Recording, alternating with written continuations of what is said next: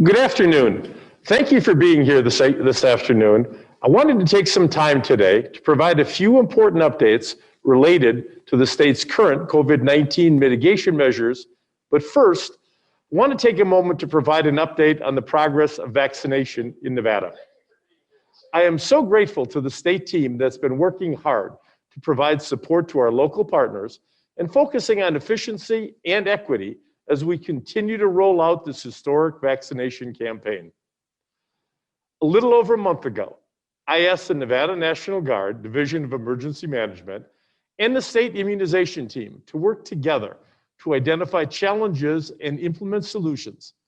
The results have been remarkable and should make us all proud.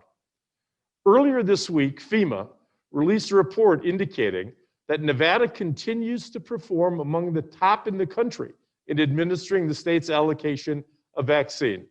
That's something to be proud of. We know we can do more with more doses, and the dedication and hard work of partners statewide has been instrumental, but there is more work to be done. As of yesterday, more than 307,000 first doses have been administered to Nevadans and reported to the state system, along with over 82,000 second doses, totaling more than 390,000 doses administered statewide. I want to thank our federal partners who in recent weeks have provided substantial support to our state in the form of personnel, providing us staff to help alleviate the data backlog, and vaccinators to get more shots in arms.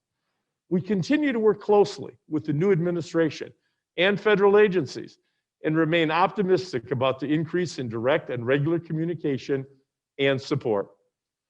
My staff and I are in contact every day with representatives from the federal government to get more vaccines. Finally, thank you to our many local partners, including the local leaders, vaccinators, volunteers, and organizers on the ground. This is a Herculean task and would not be possible without your tireless efforts. Every time a challenge is identified, we are finding a solution. Most importantly, we are ready and able to vaccinate more Nevadans as soon as we get more doses. We are grateful for the recent increase in doses from the federal government, but we know Nevadans are anxious to be vaccinated, and we will continue to work with our federal delegation to fight for more doses. In addition to receiving more doses for Nevadans, it is vital that we meet our residents where they are. We need to ensure we have locations in communities and are able to overcome barriers to reach all Nevadans. I'm proud of the partnerships we have built and excited that Walmart and Sam's Club pharmacies will begin administering vaccine through the federal retail pharmacy program. More than 36 Nevada locations will participate, offering a convenient location for residents to make an appointment to be vaccinated. As you all know, each week, Nevada receives a limited number of doses of COVID-19 vaccine, which is a challenge for everyone. But every single dose is a small step forward. These doses are going to locations throughout Nevada, and I am proud of the partnership we have with our statewide coalition, Immunize Nevada. Information on who is eligible to be vaccinated and where vaccine is available is all compiled by Immunize Nevada on one website. That's nvcovidfighter.org. Each county's plan is updated there, so Nevadans will know where they can make an appointment in their own community. Or, if you need a helping hand with the process, we've set up a hotline available 8 a.m. to 8 p.m. 7 days a week. They can help you make an appointment or answer a question. That number is 800-401-0946. That's 800-401-0946. And in the 2 weeks that the call center has been open, they have already answered more than 25,000 calls. Neighbors helping neighbors. We are all in this together, and I know Nevadans are looking out for each other, staying connected virtually or making sure the seniors we know understand how to make a plan and an appointment. I urge all Nevadans to reach out and offer support for those who may need it. Vaccines have provided us some hope during the worst of this pandemic. Like the rest of the country, Nevada experienced multiple surges over the recent winter months, resulting in a record high statewide positivity rate of 21.7% in January.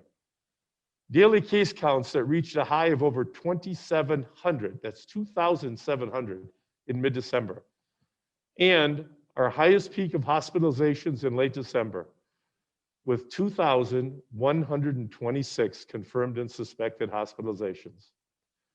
But also, like the rest of the country, Nevada has recently been experiencing steady progress in terms of our COVID-19 trends, which I know is welcome news to all of us. As of February 11th, the test positivity rate over the last 14 days is 14.3%. The average number of daily new cases over the last 14 days is 684. And recently, the Nevada Hospital Association reported Nevada is continuing to see a downward trajectory in hospitalizations. As of February 10th, Nevada had 879 confirmed and suspected hospitalizations. These are significant decreases, and I'm grateful that the statewide pause, as difficult as it has been, has helped Nevada mitigate the spread while COVID transmission was surging across the country. I am grateful to Nevadans across the state who continue to stay home when they can, to mask up, to socially distance and follow other mitigation measures to protect themselves and each other. It's important to look back at where we've been as we chart our new path forward. Our recent progress is significant, but we also started at record highs across the board, and our trends today are still double what we experienced in mid-September after recovering from the summer surge. In fact, the Nevada Hospital Association warns that this good news does not mean that people should let their guard down. With case counts remaining near the previous wave's high, hospital capacity could quickly be stressed if the trajectories change course. We can't let that happen. That's why the next steps we take must be strategic and responsible. As we continue navigating this pandemic and ramping up our vaccination efforts through an efficient and equitable approach, plans for safe reopening must focus on how we can continue mitigating the spread while getting Nevadans back to work, protecting and recovering our economy, and getting our students back to in-person learning in the safest way possible. Let me repeat, getting our students back to in-person learning in the safest way possible. According to state public health officials, a critical component of a successful reopening plan is that we continue to follow the mitigation measures that are proven to work while incrementally loosening restrictions. I also know that after making it through the very difficult winter surges and the pause, Nevadans want and deserve predictability about what our path forward will look like. This is what was front of mind as we developed this Roadmap to Recovery Safe Reopening Plan. This plan is aimed at ensuring success for the long term and not just in the immediate, and providing predictability through a clear timeline. That's why today I am announcing our timeline for a safe reopening, which starts this Monday, February 15th, and goes through May 1st. In a moment, I'll walk through more specifics, but I wanted to start by providing a quick overview. Beginning on Monday, February 15th, a first round of capacity limits will be lifted at various levels based on risk level of the activity or business type identified by health experts. Gatherings will be lifted to allow 100 people or 35% capacity, whichever is less, with strict social distancing. Additionally, large gathering plans may once again be submitted to local health authorities for review, and then to the appropriate state agencies for potential approval, in line with the same large gathering plan process initiated last fall. However, any approved large gatherings can only begin to take place starting March 1. On March 15th, the next round of capacity and gathering restrictions will be lifted, with a full return to pre-pause levels. This will result in almost all businesses in the state returning to 50% capacity and gatherings to 250 people or 50%, whichever is less, with strict social distancing requirements being met. Finally, on May 1st, the goal is for the state to transition decision-making authority on mitigation management of businesses and activities to local authorities. I'll speak more on this biggest step in a moment. As we ease restrictions, we must follow the science and studies which states clearly and repeatedly that closures to certain settings are more impactful in reducing disease transmission. According to the experts, mitigation measures in these high-risk areas should be extended longer and used responsibly to help slow the spread. To be clear, businesses or activities deemed higher risk by scientific evidence are not the fault of business owners or anyone else. I know our bar and restaurant owners and others are doing everything they can to keep their staff and customers safe. The unfortunate reality is that COVID-19 transmission risk increases with the number of individuals in one location, the ability to wear masks, the amount of ventilation, and the length of exposure. For example, individuals dining indoors are likely to remain in the location for a longer length of time with their masks removed, and sufficient ventilation cannot be guaranteed. That's why we will take this responsible approach and ensure all settings have the support they need to reopen safely. Beginning on February 15th, here is what will be moving to 35% capacity. Places of worship, gyms, fitness studios, yoga studios, martial arts studios, and similar establishments, gaming floors, arcades, racetracks, bowling alleys, pool halls, and similar activities. When it comes to restaurants and bars, indoor dining and beverage service will be capped at 35% capacity. Outdoor dining will not have a capacity limit, but will have to adhere to all social distancing requirements. Reservations will no longer be necessary starting on February 15th, and we will increase the allowed number of patrons per table from 4 to 6. The following will be moving to 50% on February 15th. Libraries, museums, art galleries, aquariums, and zoos. Additionally, public gatherings and events can increase to 100 individuals or 35% of fire code capacity. Finally, organizations may begin submitting large gathering plans beginning on February 15th, but no events can resume until March 1st, and only if reviewed by local health authorities and approved by the appropriate state agencies. The same process that was in place prior to the initiation of the pause. Venues eligible for large gatherings will be capped at 20% of the total fixed seat capacity and must follow strict social distancing requirements and be able to adhere to all mitigation protocols. And again, they will only be able to take place if their submitted plan is reviewed by the appropriate local health authority and approved by the state. The next big date is March 15th. On March 15th, all the businesses operating at 35% will be able to move to 50% capacity.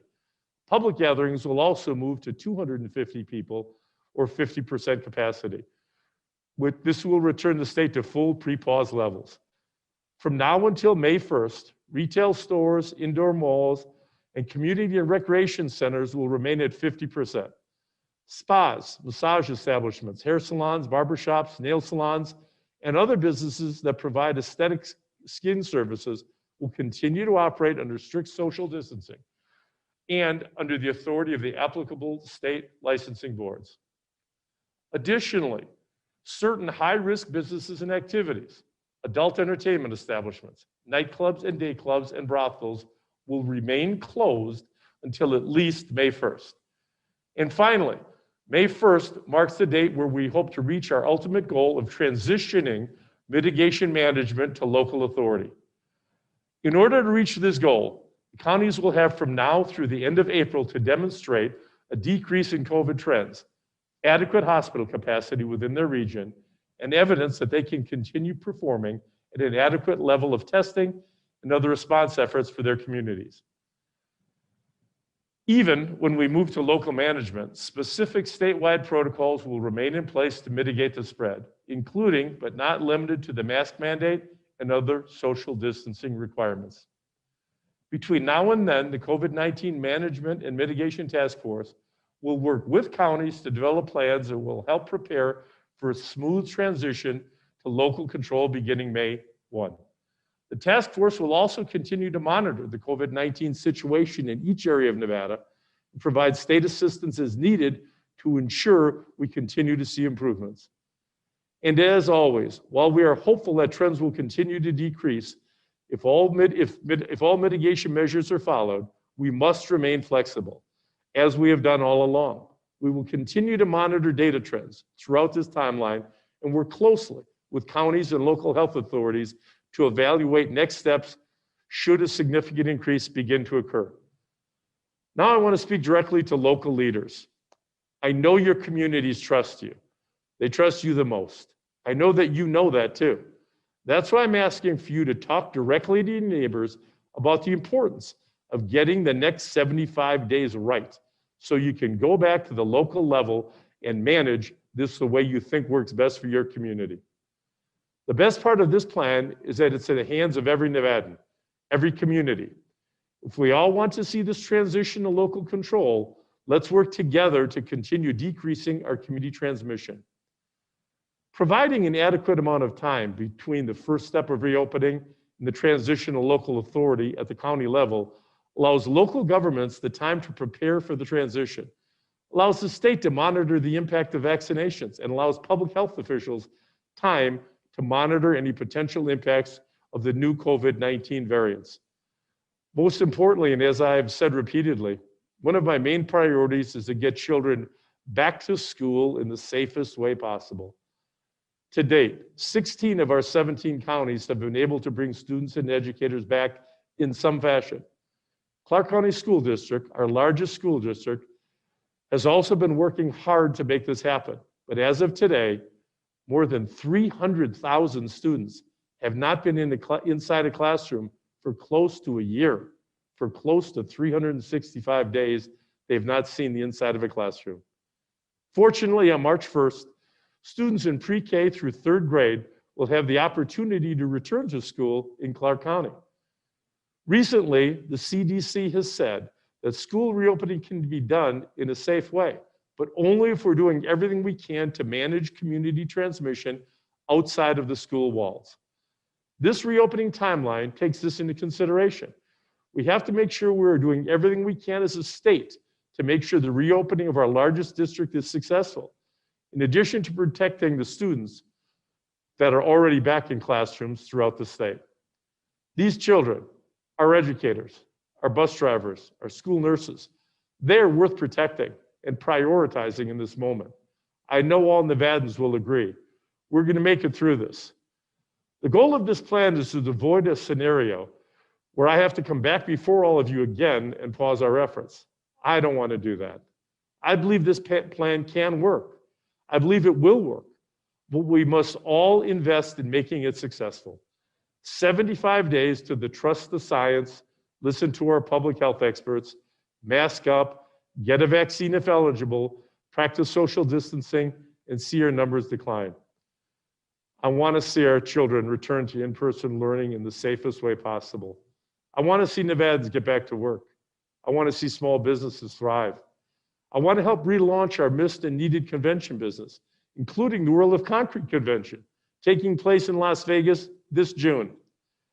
I want to see business travel to Nevada make a comeback, boosting our economy and putting folks back to work.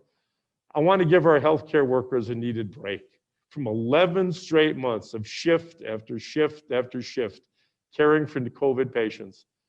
I want to return to Nevada we know and we love, but I want to come back even stronger.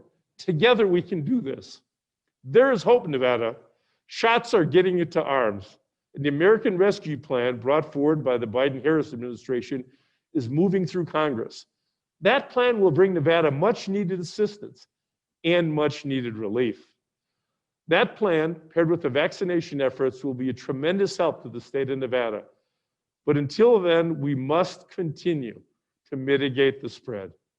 Thank you all for being here. I will now take some questions from members of the media on the call. I think some of my staff is here on the line to help coordinate and facilitate this process. Thank you, Governor Sisolak. This is Megan Delaney, Comms Director. I see I have folks already raising their hands. If you're a member of the media on the call and you want to ask the governor a question, please feel free to use the raise hand option. If you go under reactions, there should be a raise hand button.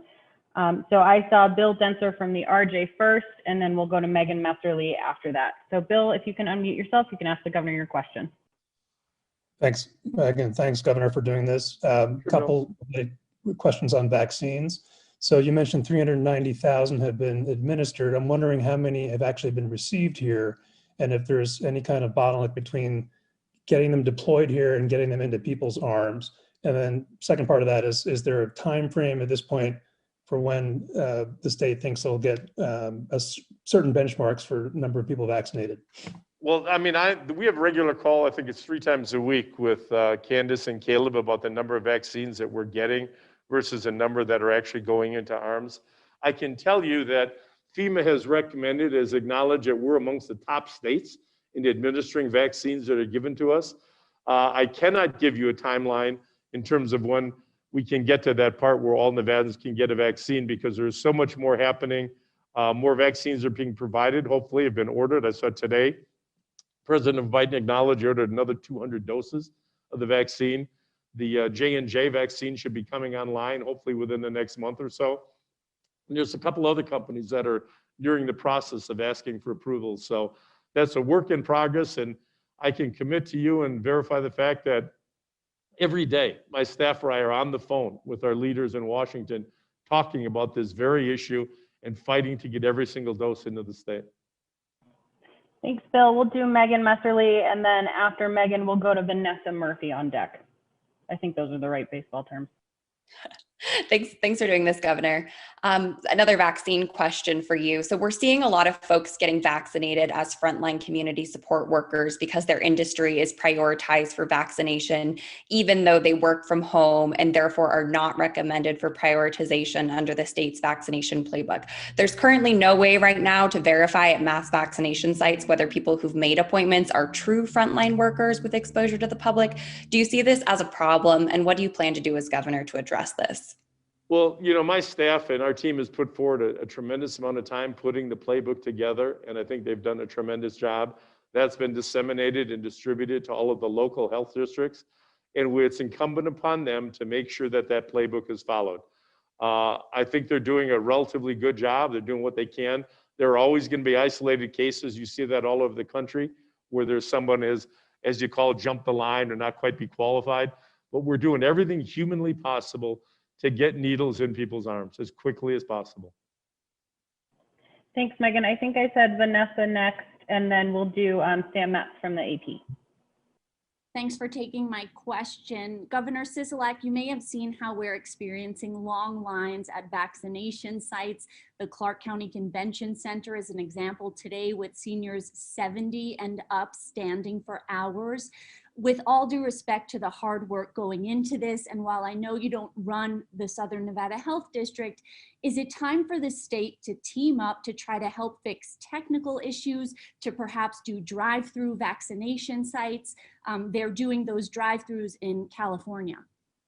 Well, we have, my team has been in Southern Nevada. They're working with Southern Nevada to help alleviate these situations. We're taking federal advice as it becomes available on this. We certainly don't want our seniors, our most vulnerable, standing in line for hours. You know, I hear that they're standing in line for hours, and then the health district is telling me that, you know, 15% of the people aren't showing up for appointments and there's duplicate appointments. This is a Herculean task to undertake. We're doing everything we can. I encourage people to make an appointment and show up at their appointment time for the vaccine. That's the best way to ensure that you don't have to stand in line. But for right now, the health districts, the local districts who are closest to the people are the ones that are responsible for administering the vaccines, setting the appointments, and taking care of those individuals. Thank you, Vanessa. We'll go to Sam next, and then we'll do John Stadler of the Sun after Sam. So go ahead, Sam. Hey, Governor. Thank you so much for taking my question. Sure. When you say that statewide guidelines will remain in place in the counties and the task force will help transition plans starting in March, I want to clarify, will the plans require task force approval? And can you explain what it means in terms of local control, that statewide guidelines remaining in place will, quote, include but not be limited to face covering and social distancing safety protocols? Which ones? Do you mean the transition in May? The transition in May that the roadmap says the task force will start planning for in March?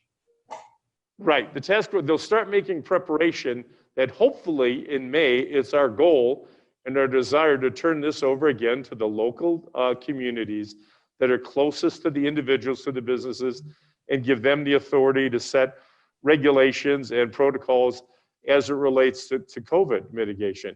Now, the state will be here to help them with those protocols, to provide information, to provide data, and to ensure that they are meeting the factors, so to speak, that the positivity rate continues to go down, the cases continue to go down, that there's an adequate hospitalization. This is not an either or, this is a collaboration that we're doing with the local health districts to ensure that they're ready at that time in order to do that, to accomplish it. Because it's in everyone's best interest that we can get this over to the local jurisdictions, and it's our goal to do that, like I say, by May. So like after May 1st, would counties have the freedom to reopen things like brothels, or would the state still need to review and approve that? Well, that's something that's open. It's the same that is open that, you know, we're going to continue to keep some things in place. Certainly the mask mandate, the social distancing, the details of how we can put it over are going to have to be worked out because we've got cities inside of counties and some counties are larger than other counties. So these are all factors that we're going to have to work out, but we've got 75 days to do that. And I'm sure that in collaboration with our partners, we'll be able to get it done. Thank you. Thank you, Sam. Thanks, Governor. I think I said John Sadler would be next, and then we'll do Jacqueline Schultz from Fox 5 after John. Sam, if you're able to lower your hand on your end, that would be great. Hi, Governor. Can you hear me? I sure can. Thanks for doing this. I had just kind of a clarification question. When you say you're transitioning or hope to transition to local authorities on May 1st, is this counties going to be in control? Is there any city control involved with this? Could you explain a little bit about that? That is one of the situations that we're going to have to work through the counties and the cities to see what the most effective method would be. There's going to be some jurisdictions where obviously there's going to be an overlap. And you've got several large cities or cities inside of a county, and an unincorporated county might be there. But those are things that we hope that everybody can get together, those local jurisdictions, and come up with a plan that would benefit everybody and give them the resources necessary. Thanks, John. I think I said Jacqueline Schultz was on deck, and after Jacqueline, we'll go to James DeHaven. I know, James, you said you were having trouble raising your hand, so thanks for sending me the chat. So Jacqueline and then James. Hi, Governor. Can you hear me? I can. Go ahead, sure. Great. Governor, is Clark County doing enough at this point to vaccinate minorities in zip codes that are challenged with high positivity rates? Are they addressing that problem that you raised? And when can Clark County, when realistically, with the doses we're getting, could we eventually even get into the general population? Well, you know, I made my point very clear as it related to the underserved population and the inequity that existed, I felt, in vaccinations. I know that the counties are aware of that. I know that the local leaders are aware of that. I know that the health districts are aware of that. And it's incumbent upon them to take that information and hopefully move forward with it. I don't want to say they're doing enough or not doing enough. They've been great partners, but equity is about access. Everyone is working hard at this, and I just want to reassure you that this is an enormous Herculean task. You know, my biggest effort that I put forward every day, I come in here and I leave here making the next phone call to get more vaccines into the state of Nevada. My staff spends an entire day on the phone talking to the CDC, to FEMA, to the FDA, to all the various agencies about potential of getting more vaccines in here so we can plan and be ready for distributing that. It's my hope and my goal that in the foreseeable future, as the president has said, we'll have enough vaccines to open it up to just everybody and eliminate a lot of these problems. Right now, there are more people wanting the vaccine than we have vaccines to give. And that'll continue for a while, but we're fighting every single day to get more vaccines in here. And we're working with our local partners to make sure those are distributed in an equitable and fair manner. Thanks for the question, Jacqueline. Thanks, Governor. We'll do James, and then we'll go Mary Hines from the RJ after that. Hey, Governor, how you doing? Good.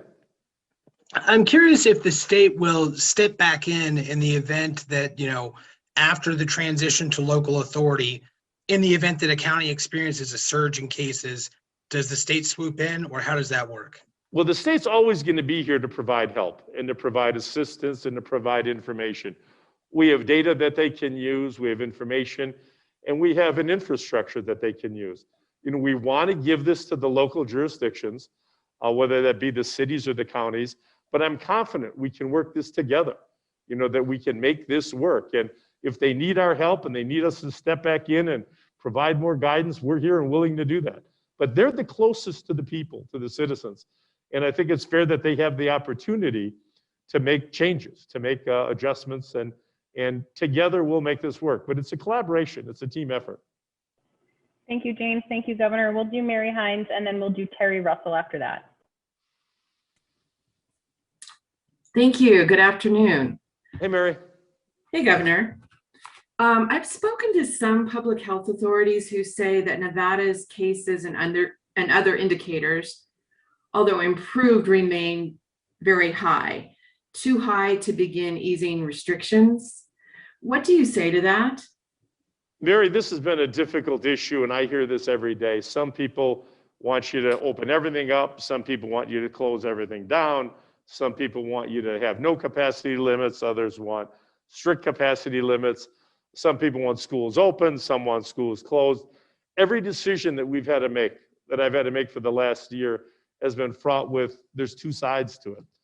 It is a difficult tightrope balancing act to attempt to keep our people as safe as we can by vaccinating them, protecting our healthcare workers and our hospital capacity, and at the same time, get our economy moving. We've got unemployment that's still too high. I've got too many people that are out of work that are looking to go to work, and businesses that are struggling and hanging on by a thread. And I encourage everybody out there that's listening to this, Mary, patronize a small business when you can. Buy a gift card. Get me food to go from a small business. Give these people a chance that they can keep their businesses going, because they've been there for us and we need to be there for them. But it's always going to be criticized whether we do more or do less, and we're trying to find that balancing, that middle spot, and I think we're doing well in terms of doing that, and we're going to get through this together and come out stronger on the back end. Thank you, Mary. Thank you, Governor. We'll go to Terry, and then we'll go to Jackie Valley. If you're having trouble raising your hand and you've messaged me, I see you even if I'm not responding. So thank you for that. Terry, and then Jackie. Governor, you're trying to get more vaccinations. You've encouraged medical professionals to go to Serve Nevada, sign up to volunteer. And I have been getting some many inquiries from local physicians here who indicate that the Serve Nevada website is for future emergencies, that it's full of bureaucracy. Specifically, it's asking them to perform a full background check, which they've all agreed to, but they say we are not in a future emergency, we're in an emergency now.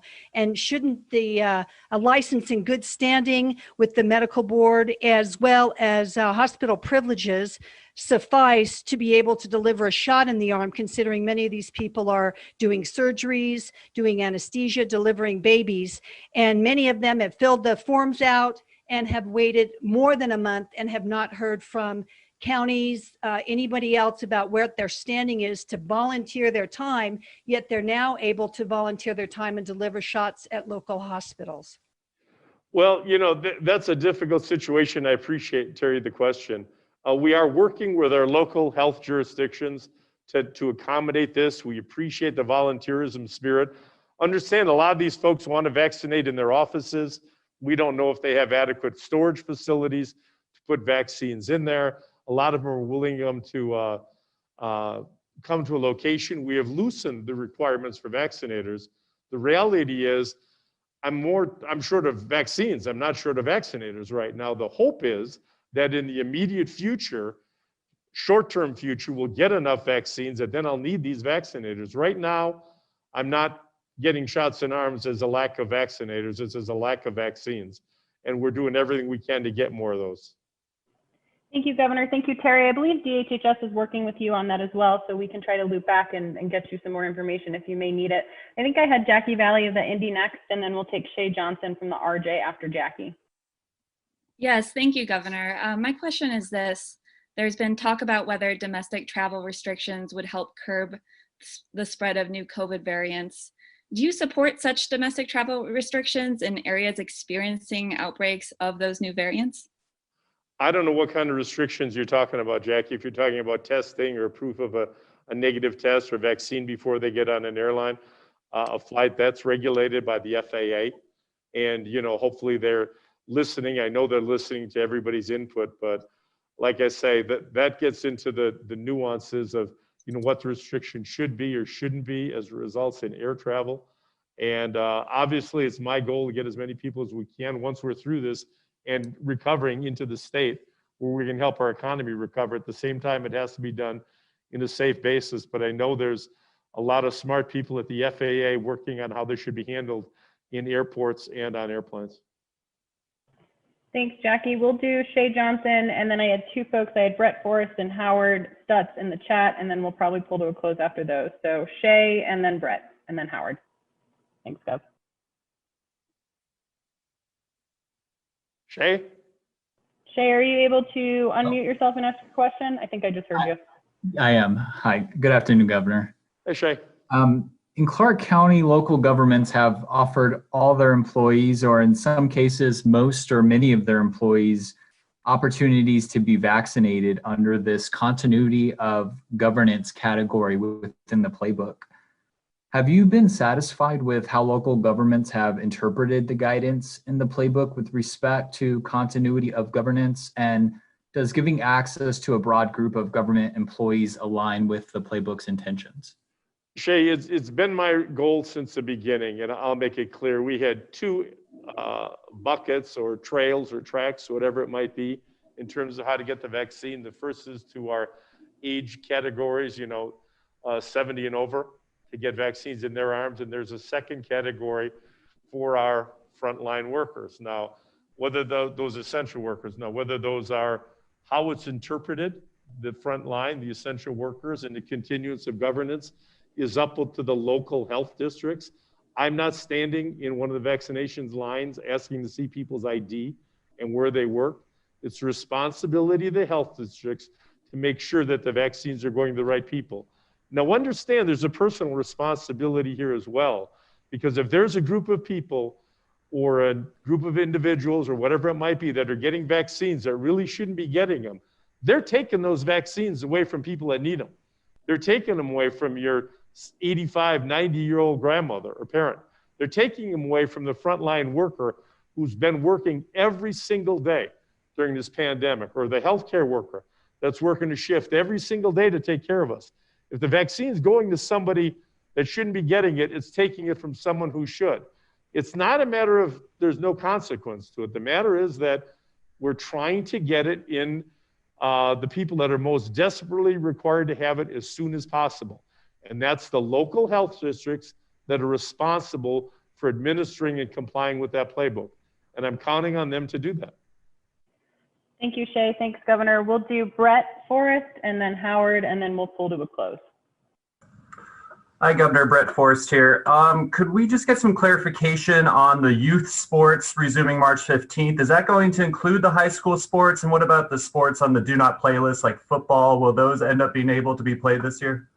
We're working through that right now as we speak, Brett. It's something that my team has been in contact with the NIA several times a week to determine that. Our club sports are now currently allowed, your soccer, your baseball, softball, that sort of thing.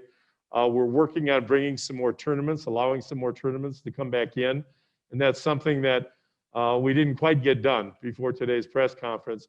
But we hope to have some guidance in that area in the next few days. But we are currently working with the club sports folks and the NIAA. But when you talk about the high school sports, I'm going to cut right to the chase. My primary concern is to get them in a classroom. I'd like to get them on a court. I'd like to get them on a baseball field, a soccer field, a football field, whatever it is. I'd love to see that happen. But first, I want to get them in a math class and an English class if I can. And that's where our emphasis has been. But we are working on sports. Thank you, Governor. Thanks, Brett, for the question. We'll go to Howard Stutz for the last one today, Gov. Good morning. Good afternoon, Governor. How you doing? Good, Howard. How you doing? Good. A couple of questions. The last call you did, you talked about moving casino workers or up into the frontline employees for vaccinations of, the hotel tourism Right. employees. I was curious where that stands. And then the other question deals with when you transition this over on May 1st, won't the Gaming Control Board have ultimate say of what happens with the casinos and, on the Strip and downtown and in Reno, going forward rather than over the local authorities? Well, let me answer your second question first, Howard. And nobody knows more about the gaming industry and hospitality industry than you. I mean, you've been around a long time. You do a lot of writing on it. I know you're an authority that people go to. Yes, to answer your question, the Gaming Control Board and the commission ultimately have authority over any licensed property. And they can always step in. They can always make requirements. They can always issue violation notices. They can always issue fines. So it would go to the local governments to work with the Gaming Control Board, but ultimately the Gaming Control Board would make that call if it came down to that. As it relates to the workers, our frontline workers, hospitality workers, and I want to be crystal clear about this, yes, they are prioritized for vaccines. Now, we're one of the few states that have done that because we totally understand the importance of our hospitality workers. I mean, I talked to the culinary workers and they've lost members to this disease, have passed away. And it's important that every one of these folks that are having a face-to-face interaction with our tourists that are coming here get a vaccine and are protected. And we want to do that for several reasons. One, we want to protect our workers and our residents. And two, I want everybody coming here to know that this is the safest place to come for a vacation. You can come here and you don't have to worry about one of the hospitality workers potentially infecting you. So yes, they are prioritized. And yes, the Gaming Control Board ultimately, under the leadership of the chairman, Bryn Gibson, has control over those issues. Thanks, Governor. Thank you. Thanks everyone for joining us today. We'll have some more information on the governor's plan that we'll send out and that we'll post on nvhealthresponse.nv.gov as soon as we pull to a close here. So thank you, Governor, and thank you everyone for joining us. Thank you all.